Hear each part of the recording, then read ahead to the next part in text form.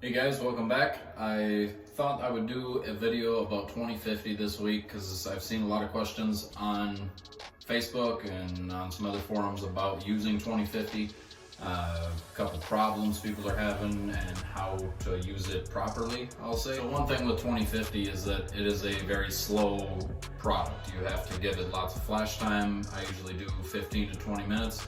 And you also have to make sure you're not putting too much on at once. I've seen a few posts where guys will spray this out of a spray poly gun like a 2.0 or a 2.5, and they'll start sanding it and they'll have a bunch of pinholes in it. Well, that is from trapped solvent. What happens with that is this product will skin. If you're trying to put too much on at once, you're using too big of a tip size, not enough flash times, too many coats, all that will lead to trapped solvent. So when you put too much product on, you'll get that skinning effect, and what's happening basically is the outside layer where the air is flowing past is drying and skinning over and not allowing those solvents that are below it to come back out, and then those solvents will kind of recollect into pockets, and when you start sanding into that, you'll open those pockets up, the solvent will come out, and you'll have a pinhole.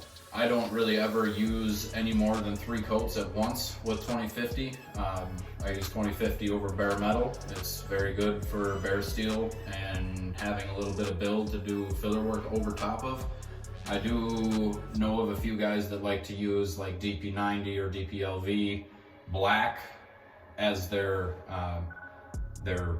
ground coat over metal, and then they'll put 2050 over top of that, and that's, I don't disagree with that. The big reason that they like to do that is when you are about to break through to metal, your primer, you'll see the black spot, you'll see that black DP underneath, and you'll know that, okay, I'm going to break through the metal, I'm going to stop sanding that, or that you need to do a little work there, and you can try to not break through to bare metal so much.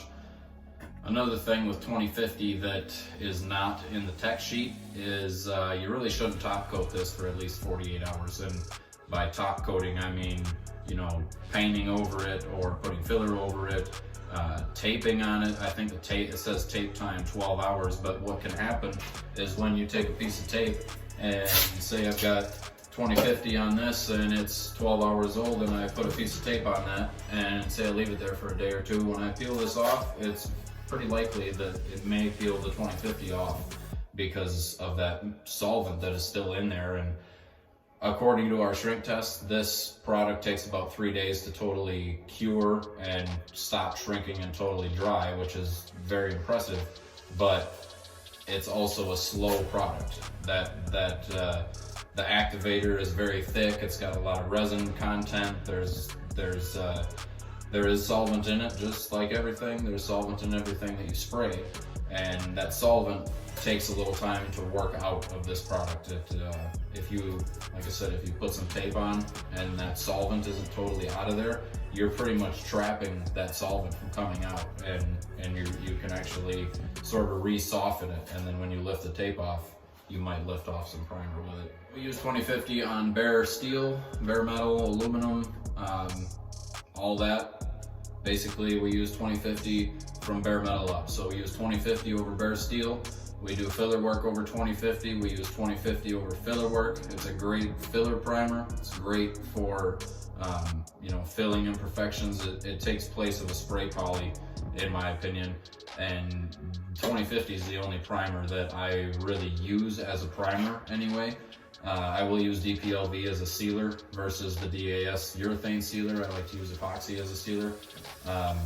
But 2050 is a product that will do it all. It's great over bare metal, it's great over filler. And then when you do that, you have uniform product. You have the same product you've used over and over, mixed the same way, and that goes back to the whole uniformity, shrinkage, expansion, contraction, all that. 2050 is so far the best answer that I've found for a primer that you can use for everything, that works good for everything, that is a good product that doesn't shrink a ton and has good corrosion protection and all the properties that you want in both an epoxy and a sprayable filler type. I also see quite a few questions about CRE. CRE and 2050 are virtually the same product. They're not exactly the same. A lot of people think they are the same product.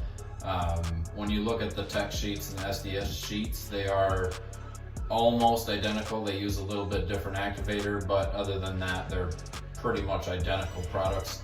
CRE, you can get it in different colors. You can get it in black, white, gray. I think they maybe even make blue and a couple other colors, but 2050 comes in gray. But I don't know, 2050 and CRE are very similar products, and I've never really used CRE, but if I couldn't get my hands on 2050, I would absolutely use CRE in place of 2050 or in place of any spray poly in general. Virtually the same product. You can use 2050 as a sealer. You could, take a bare metal part and seal it with 2050, and after I think it's an hour, you can go to base coat, but I wouldn't really recommend 2050 as a sealer. I would use DPLV or DPLF or MP epoxy in place of 2050 as far as a sealer, just because they are a thinner product. They're going to lay out better. 2050 is not really going to lay out that great no matter what you spray it out of. It's very thick. It will be peely when you spray it. It's a very thick product.